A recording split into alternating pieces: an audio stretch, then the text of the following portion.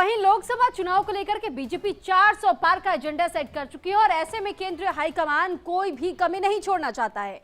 और एमपी के नेताओं की दिल में जेपी नड्डा और गृह मंत्री अमित शाह की मीटिंग भी हुई। तो ऐसे में सूत्रों की माने तो इस बार एमपी में बीजेपी अपने 50% सांसदों का टिकट काट सकती है और साथ ही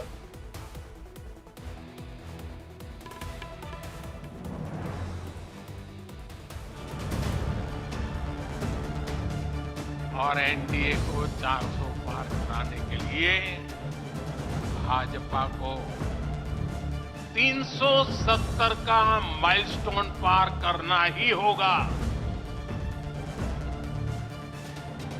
100% बक्से में आने चाहिए। इसके लिए हम सबको अभी से तैयारी करनी होगी। मोदी योगी की जोड़ी 80 सीटों की गारंटी।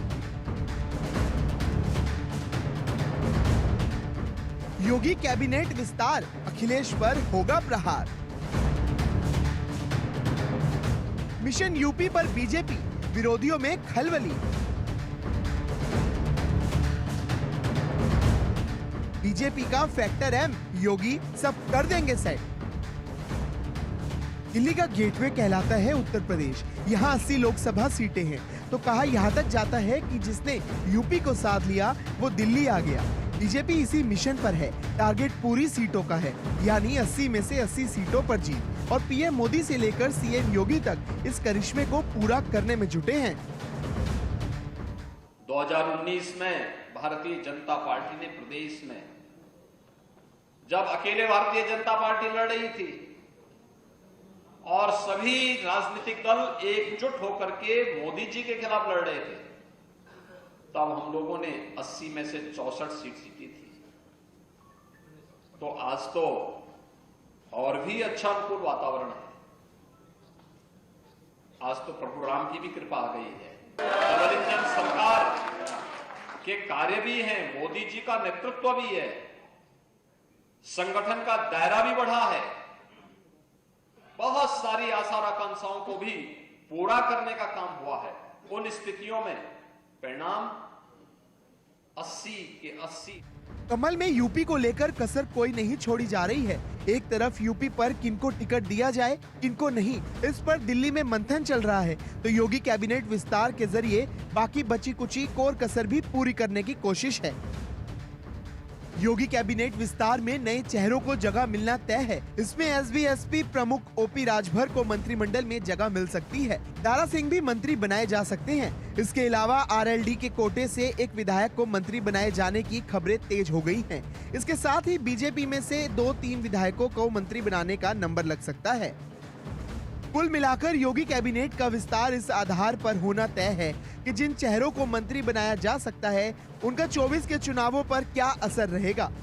तो मोदी भी यूपी में प्रचंड जीत हासिल कर विरोधियों के लिए नजीर बनना चाहते हैं। उत्तर प्रदेश देश की सबसे बड़ी आर्थिक शक्ति बनने की ओर अग्रसर है, तेजी के साथ बढ़ रही है। आपने भी पिछले सप्ताह देखा होगा, जब हम लोग उत्तर प्रदेश में सरकार में आए थे, उत्तर प्रदेश देश की 6ठी अर्थव्यवस्था थी। आज हम नंबर 2 की अर्थव्यवस्था बन गए हैं और जिस स्पीड से हम आगे बढ़ रहे हैं, अगले 3-4 सालों में उत्तर प्रदेश नंबर 1 की दिशा में आगे बढ़ेगा। मोदी के लिए योगी उपयोगी हैं, तो योगी के लिए कैबिनेट एक्सपेंशन में आने वाले नए मंत्री बेहद खास, क्योंकि राजभर, दारा सिंह और जयंत चौधरी के जरिए यूपी में योगी वो सियासी चक्रव्यूह रचने की कोशिश में है जिसमें अखिलेश और राहुल की जोड़ी का फंसना लगभग तय है। योगी ने इस बार वो फॉर्मूला सेट किया है जो अखिलेश के MY फॉर्मूले को बिगाड़ सकता है। आज उत्तर प्रदेश देश के अंदर, देश के डेवलपमेंट में और भारत की आर्थिक उन्नति में ब्रेकर नहीं बल्कि ब्रेक थ्रू का काम कर रहा है।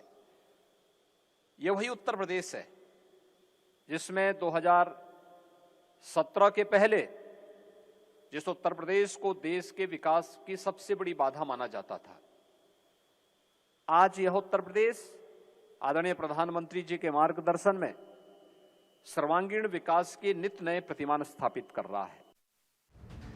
जयंत चौधरी बीजेपी के पाले में हैं। आरएलडी के पास इस वक्त 9 विधायक हैं। इसमें से 2 विधायक मुस्लिम हैं। अशरफ अली शामली के थाना भवन से विधायक हैं और दूसरे गुलाम मोहम्मद मेरठ के सिवाल खास से विधायक हैं। माना जा रहा है कि बीजेपी आरएलडी के कोटे से एक मुस्लिम विधायक को अपनी कैबिनेट में जगह देगी।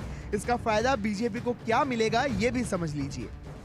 थाना भवन सीट कैराना लोकसभा में आती है, जहां 40% मुस्लिम वोटर्स हैं, तो सिवाल खास मेरठ लोकसभा में आती है। मेरठ में 30% मुस्लिम वोटर्स हैं। ये दोनों इलाके पश्चिमी यूपी के हैं, जहां बीजेपी को 16 सीटों पर 2019 में हार मिली थी। लेकिन आरएलडी के साथ आने से पश्चिमी यूपी बीजेपी के लिए सदता हुआ दिखाई दे रहा है। उस पर लोकसभा चुनाव में होने वाली पीएम मोदी की रैलियां इस क्षेत्र को बीजेपी के लिए एक तरफा बना सकती है। बीजेपी के लिए दूसरा तुरुप का इक्का ओपी राजभर और दारा सिंह चौहान भी साबित होंगे। पूर्वांचल में बीजेपी ने ओपी राजभर को अपने साथ जोड़ा है, जो पिछड़े वर्ग से हैं। ओपी राजभर लोकसभा की करीब 28 सीटों पर खेल बनाने या बिगाड़ने का दमखम रखते हैं, क्योंकि राजभर उस समाज से आते हैं जिनका पूर्वांचल के अलावा अवध के कई क्षेत्रों में असर दिखाई देता है। विधानसभा के हिसाब से बात करें तो करीब 100 सीटों पर राजभर समाज के वोटर्स अच्छी संख्या में हैं। एक और नाम बीजेपी के लिए संजीवनी साबित हो सकता है, दारा सिंह चौहान। ये भी पिछले वर्ग से आते हैं। इन्हें भी मंत्रिमंडल में जगह देकर बीजेपी अपने टारगेट को और दम देगी। यूपी में एक तरफ अखिलेश और राहुल की जोड़ी होगी, तो दूसरी ओर मोदी योगी की वो दमदार राजनीति होगी जो यूपी में हर तरफ कमल खिलाने की कोशिश करेगी। और इतना भी तय है कि मोदी है तो मुमकिन है, तो योगी है तो नामुमकिन कुछ भी नहीं। Bureau report, India daily live. तो इस बीच